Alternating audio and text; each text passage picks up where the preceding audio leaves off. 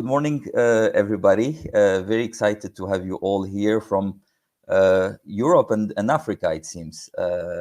Really excited to present the results of the report. And as Christian was mentioning, Climate Kick has been part of the ecosystem in Africa for a couple of years with programs such as the Climate Launchpad and the ClimAccelerator across the continent. And we felt that it was time to share some of our insights from our experience, from the experience of our partners. And we partnered with Brighter Bridges on this and to share some of these insights through the report called Adapt, Mitigate, and Grow that we would like to share some of the results with you today. You're of course welcome to read the report for all the details, but I would like to introduce with a couple of slides and then have an open discussion with Dario here today. So first of all, the context of this report comes in at the end of the project called Accelerating Climate Tech Solutions for a Net Zero Africa, which was a project funded by the GIZ on behalf of the BMZ, the German Ministry of Cooperation, where we were focusing on supporting some of the best climate solutions that we've seen across the continent, first at a local level and early stage with the Climate Launchpad launched in 6 countries in Africa, and followed by a support to more mature businesses through the Africa ClimAccelerator, which was the first Pan-African program supporting climate entrepreneurs. And by the end of the project, we worked with Brighter Bridges to get some of these insights and to see what are the main trends around climate tech on the continent. So first of all, just a big thank you to everybody that participated to the insights in this report. Some of our partners, obviously, that worked on the project, such as Impact Hub Kigali, that was running the Climate Launchpad in Rwanda, Youth in Green, that was running the Climate Launchpad in Egypt, and our partners that were running the Africa ClimAccelerator, Growth Africa, and the Carbon Trust. And a big thanks to everybody else that participated in the report. So I would like to introduce first with what is the main climate risks that the continent is facing.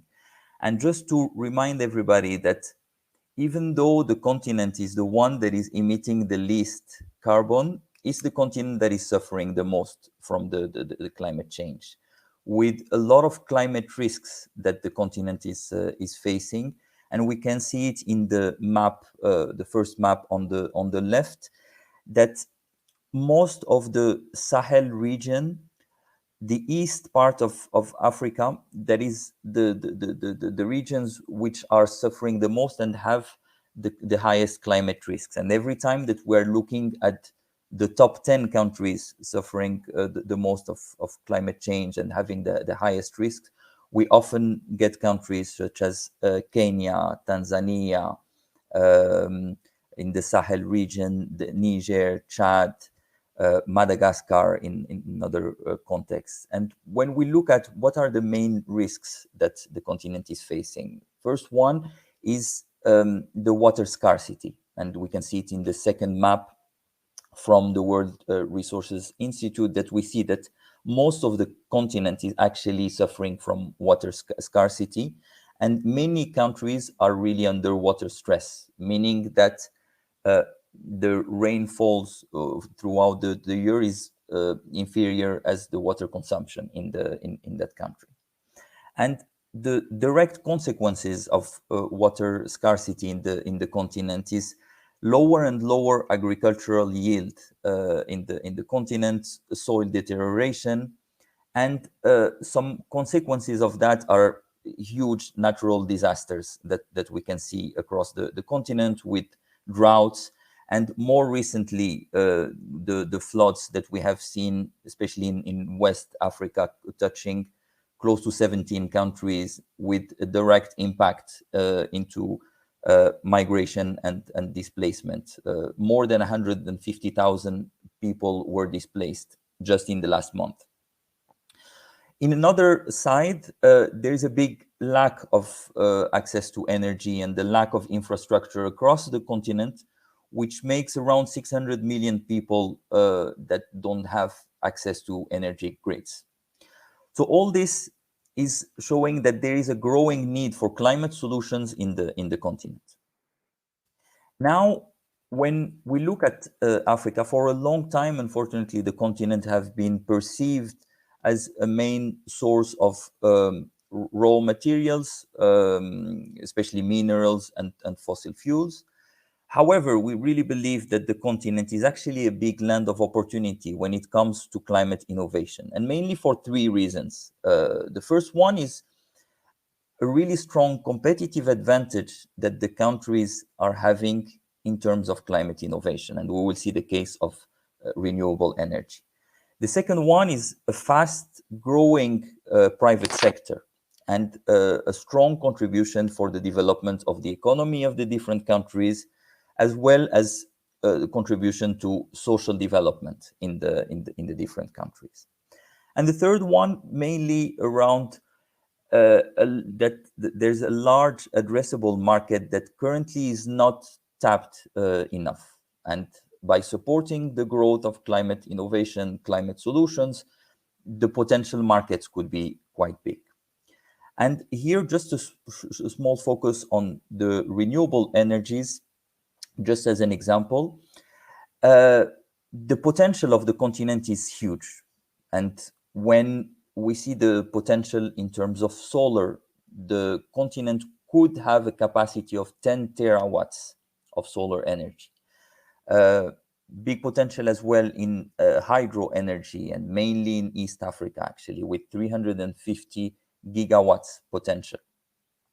Wind energy as well, and here mainly in northern and southern parts of Africa, with a potential of 110 gigawatts. And finally, a little bit lower, but still a geothermal energy potential with 15 gigawatts. Now, the current forecast that the IRENA, the International Renewable Energy Agency, is forecasting an installed capacity of 310 gigawatts by 2030 across the continent. So we are seeing currently a big trend in terms of investment in renewable energy across the continent. However, we really believe that not only the continent can supply its own energy and fulfill its needs in terms of energy from renewable energy, but could be also one of the largest exporter of clean energy in the continent. So, of course, when we compare the map of fossil fuels across the continent, a couple of countries such as Nigeria, Northern Africa with Algeria and Egypt. Other parts are big producers of fossil fuel today, but when we look at the potential of renewable energy, the potential is really big. And currently, as I said, the trend is quite strong in renewable energy, but we believe it's just the tip of the iceberg in terms of climate innovation potential and technologies across the continent. Now, what is happening in Africa? And we've seen in the last years that the growth in terms of investment in startups in Africa is getting exponential. And especially in 2021, there was really a big boost in terms of investment in the continent across all sectors. In 2020, the total investment in startups across the continent was $1.7 billion. And in 2021, depending on the sources, it got multiplied by 3.7 times in 2021. And the trend is following in 2022, which even a faster growth compared to 2021. And here we can see just a comparison on how long it took to raise $4 billion in the continent. It took 46 weeks in 2021, and it took just 39 weeks in 2022. So really a booming investment market in the continent, and it's really a great momentum for investment and an exciting time, I believe, in the innovation ecosystem across the continent. However, when we look at climate tech specifically, and maybe we can talk a little bit about the spread of the investments across the sectors. Fintech comes first by far in terms of interest from investors, with 62% of the total investments, and that's what has been really was the main driver of the growth of the investments. However, when we look at clean tech and the climate tech in general, which is not only clean tech, we have around 8% of the total investment that we're targeting climate technologies. And from the data, and we will talk later with Dario about this, in 2021, the investments specifically on climate tech were $440 million. And across the period from 2015 to 2022, we had around $2.1 billion raised in the climate tech. So a sector that is growing as well, a little bit less than other sectors that are driving the growth today, and specifically the fintech.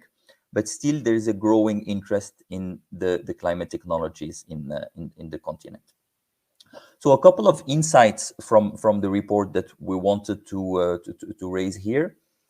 The first one is the necessity of really developing locally grown technologies and solutions to solve local problems. When we look at the total investment in the climate tech across the continent, the large majority of it is going to renewable energies, 75%, and solar comes first in the renewable energy. And I think the main reason there is, as I mentioned before, there is a big lack of infrastructure across the continent. And with the development of technologies around renewable, it fills a big gap in terms of electrification of the continent. And we see a lot of off-grid solutions being deployed across the continent. However, we really believe that by developing locally grown solutions, we can solve some of the major problems in the continent. And I would like to talk just about a few. When we look at the agriculture sector, for example, one of the biggest problems in Africa is the spoilage of the production. And when we look, for example, in the production of fruits and vegetables, sometimes the spoilage rate is around 50% or even more.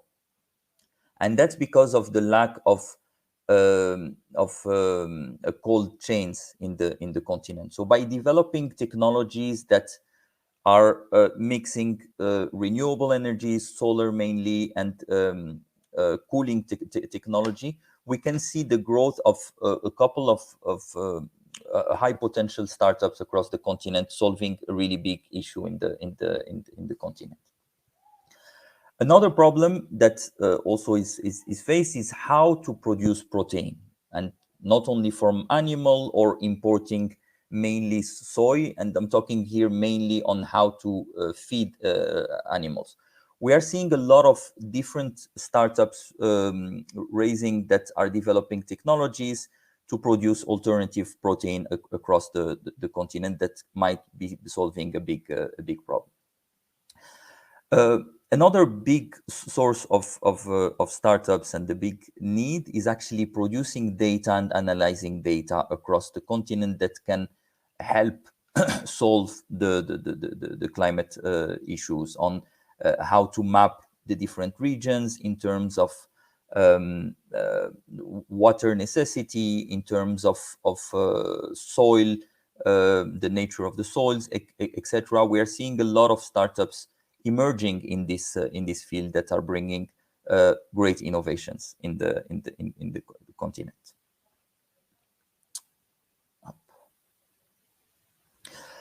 Another big insight that we would like to talk about here is when we are talking about Africa, obviously it's a huge continent with 55 countries across the continent. But when we look at the investments, they're mainly focused on a couple of countries. And the two countries that are coming by far first in terms of climate technologies is Kenya and Nigeria. Kenya, that is attracting around 56% of the investments, and Nigeria 23% of the investments. And usually those countries are followed by Egypt and South Africa as the four, I would say, more mature ecosystems that are attracting a lot of fundings and where the startups are more mature, especially in the climate space. However, when we talked about the countries suffering the most from climate change, the highest risk countries, they are not necessarily the same. So there is a big need, obviously, to develop a lot of technologies in countries where the water scarcity is big, the Sahel region, for example, other countries such as Madagascar or others that really are suffering a lot, and the economies are suffering a lot from the impacts of climate change. So it's great that some countries are developing really fast and attracting a lot of fundings. But what to do with in other countries where the ecosystems still need to be developed so that we can foster the climate innovations more on those countries. And the second disparity related to geographies is when we look at these investments, and actually most of them are made outside of the continent. The companies incorporated outside of Africa actually raise 69% of the fundings, over 48% of the deals. So when we look at the sources of fundings in Kenya and Nigeria, in Kenya, most of the fundings are coming actually from the US.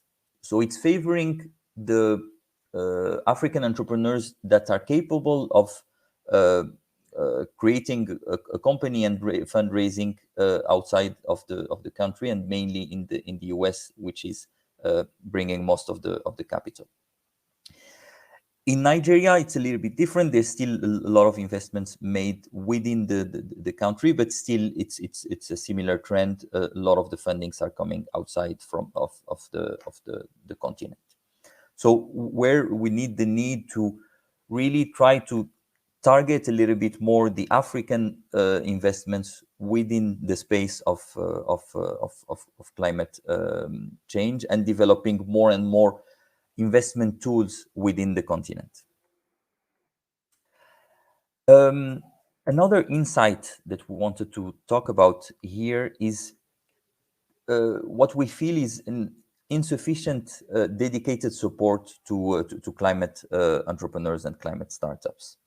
Across the continent, there's around 650 hubs covering co-working spaces, incubators, accelerators, etc. And only 4% of those are fully focused on supporting climate entrepreneurs. Others have programs, but still there is a lack of direct support to climate entrepreneurs with climate dedicated services, etc. And just wanted to tackle a few gaps that we are identifying here. The first one is around policy. So a lot of the countries in the continent are really aware of the issue of climate change, is suffering a lot from it, and there are a number of positive initiatives from the different governments. For example, more than 30 countries have banned the use of single-use plastic, for example, and a couple of policies like that. However, we feel that there is still a gap on regulations that are directly targeting climate entrepreneurs and putting more incentives for the entrepreneurs to develop and launch their businesses, and as well as investors to actually invest in climate startups. Also, we feel that there could be much more alignment around the different stakeholders supporting climate entrepreneurs, building a real continental network of entrepreneurship support organizations to really act together to build a stronger environment to support climate tech solutions.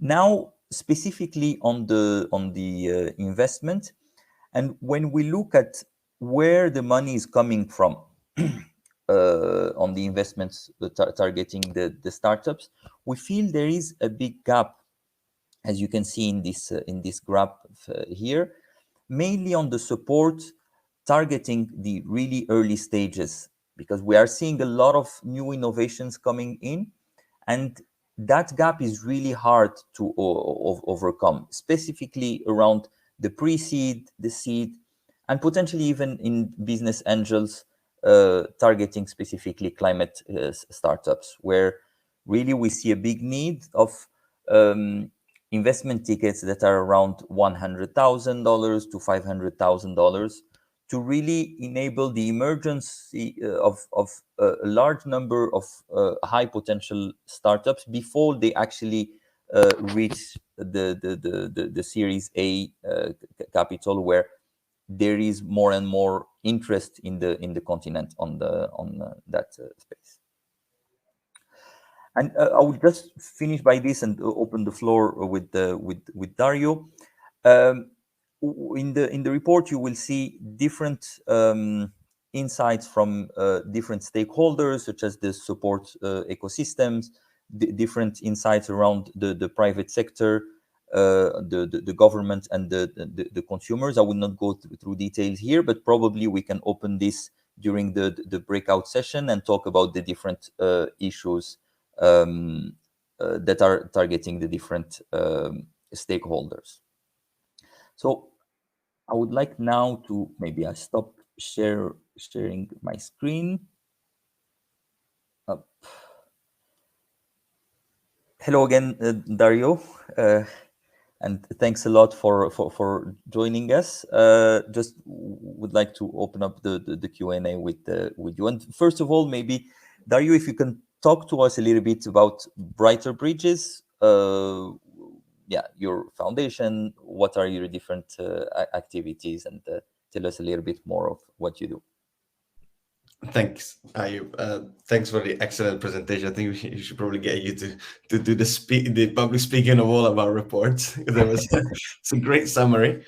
So myself, I'm Dario. I think there's part of our team also connected in the call, and so feel free to connect in the chat. So Brighter was born 4 years ago. Actually, October is our birthday month. And we were born as a magazine to discuss the brighter side of emerging markets. And the idea was to provide some sort of like slow news, more analytical side to the sort of the body of literature that was present at the time, or wasn't present really at the time. And so the company went evolving into market research by way of producing more content, especially visual data visualization and visual content. And then as soon as we started monetizing, we saw the opportunity to start building what is now the Brighter Intelligence Engine, which is very much the core of everything we do in Brighter. So the data basically power all our research, and then all the additional engagement that we do with the ecosystem is part of another type of asset, which is the network that we're now building across the continent and beyond. We just maybe a couple of thoughts about the why of our engagement into the climate tech smart agriculture space. We've seen over the past, I would say, 18 to 24 months, a huge increase in the demand for this, and also a huge increase in the supply. Obviously, some of this is reflected in what you see in the report. But we are seeing, especially with COP27 and a number of sort of measures that are being implementing globally, this trickling down onto Africa, especially because of the setting and the lack of sort of the grid and infrastructure off grid, which is by far the largest recipient of capital on the continent when it comes to innovation and tech in climate space. Because of this, like we've seen like a huge increase in the uptake of this as an alternative and a complement to the current infrastructure. But open to questions. I don't know if you have any questions as well. But also everyone, please feel free to ask anything. Really, ask away. I mean, yeah, thanks a lot for all the data that you're producing. And as I mentioned, this is a big gap actually across the continent. We really need more and more data analysis to actually target a little bit better, probably the actions of international development agency that are supporting the development of the ecosystem, basically. Uh, I have a question actually, because you've been observing the different ecosystem across the continent and their evolution. And maybe if you can share with us some of the learnings from other industries and sectors, and specifically from the fintech industry that have been absolutely booming in the last. Can you share maybe some of those learnings that you've seen, and especially if there is something that in the climate space could be kind of replicated from the other sectors? Yeah, thanks. So I would say that aside from financial inclusion, that then kind of morphed into what we see now as fintech, in the sense that startup took the place of microfinance institutions back in the that we will see maybe 10, 15 years ago. Um, from this, we've observed that like the lack of finance and the transaction, the lack of finance was the minimum requirement for any transaction to then happen. And what we've seen is what we always say in talks and the reports is that the transaction are the first piece of then a relation between parties, right? Yeah. In commercial ways. So to meet the demand and supply, you need to have a transaction. But if in order for that these transactions to happen, you need to have the capital, you need to have a channel for that capital to then technology across the continent. Something that I would say is interesting about the climate space is at Brighter we've at Brighter, I think everyone has identified specific critical sectors that need to be developed in a complementary way to infrastructure, which are agriculture, healthcare, access to energy, critical infrastructure and logistics. And something that we've seen as being aside or beyond the uptake on fintech, climate technology, especially solar, has been the largest recipient and the fastest recipient of capital. I always kind of play bad cop when I enter these conversations because I think there's some good degree of demystification that need to happen and also sort of reality check. There's like the vast majority of capital goes to solar energy and in the climate space. So if, as you might have seen in the report, and as you will see in the report, we've actually broken down the sector or this umbrella sector into several different verticals. So anything from waste management to cold storage, to solar energy, or other types of alternative and green energy. And solar energy is the largest recipient of cash, but we need to make a differentiation between the sort of the target of this report, which was more the SME type of sort of startup solar developer, all the way from from the big guys of B-Box all the way down to sort of new starters and new experimental projects. But we need to make differentiation between this and the large solar farms that governments are developing. There's something that, when you show the maps of the geographical distribution, what we've seen is there's a peak in Kenya and Nigeria, because which is driven by money coming from abroad. But as you could see, actually, Francophone Africa and the Sahel belt had quite a good amount, sort of following suit the trend. And there's been a lot of investment going into solar energy from governments who've been and large private equity and DFI, which haven't necessarily been the sort of the target and the sort of point of focus of this report. But there has been, in addition to the development of solar energy, sort of the financial push of solar energy developers across the continent. There's been quite a lot of investment from anyone from Egypt to Morocco and Mali and Senegal, which has been fairly promising. And I think it's something that is worth mentioning, because it could skew, like you see these millions going, hundreds of millions going into solar startups, but there's more millions and hundreds of millions, if not billions, going from the large impact funds into the government-led initiatives. So as I was saying before, I think the most promising aspect of solar is that it's been the driving force of investment into climate tech, and climate tech being one of the critical sort of developmental sectors. And there's a vast gap between climate tech and any other of these critical sectors. So healthcare, agriculture, which is now starting to see sort of investment in the millions of dollars. I think yes, please, Andrew. Dario, if I can just interrupt you for a moment. We're just coming towards the end of the time we've allocated for the Q&A, and I think there might be a few questions in the audience. I'm sure the information you're sharing is gold. It has been gold, but let's see. There was one question, I think, coming through from... I'm not sure where I need to look to see the questions. That's fine. From Oluwato Sin Ajiri, you have a question.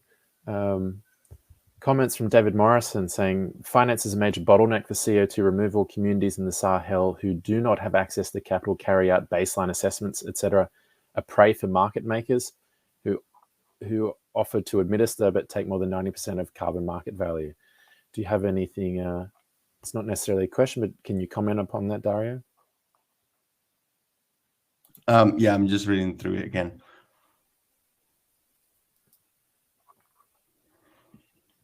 I think, brother, we don't necessarily look at sort of the power relations that happen, especially in a region that lacks data, which I think, David, is something that you mentioned right before this comment. There is a vast lack of information about who runs the show. And obviously, one of the critical points that Ayub touched upon earlier is the fact that most of this capital actually comes from DFIs and abroad. So it's very hard for local players, especially in communities, especially Sahel, where GDP, the average GDP is low compared to sort of the West, or even Kenya, Nigeria, South Africa, Egypt. So what we see is a sort of dependency to the outside capital, and this creates a lot of imbalances on there. Especially, there's a lot of hasn't been the focus of the report, but it's not just solar energy or green energy that is subject to problems when it comes to power relations across country. There's a huge issue with smuggling oil in Nigeria. There's a huge issue on pipelines and terrorism across gas across countries that have gas sources. So that's very complicated. And obviously, the fact that there is so much money being parachuted into the continent right now as a result of the bubble that has been creating over the past few decades, especially in solar energy and the chase for alternative types of solutions, especially due to kind of the geopolitical situation of today, or enhanced or aggravated by the geopolitical situation of today. We see these countries really struggling to keep the reins of what is happening.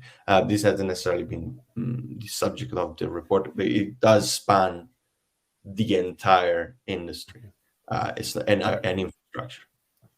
Thank